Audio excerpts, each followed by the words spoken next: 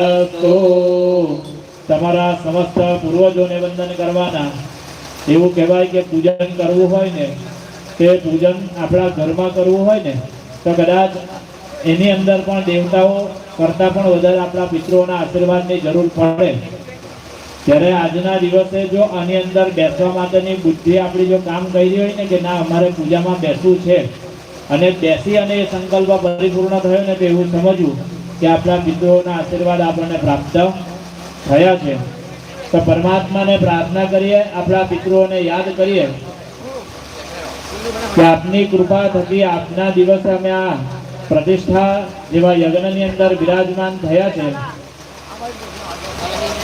જે સંસ્કૃતિને જાળવવાનું કાર્ય અમે કર્યું છે ને એ જ સંસ્કૃતિને જાળવવાનું કાર્ય અમારા સંતાનો પણ કરી શકે તેવા આશીર્વાદ આપજો.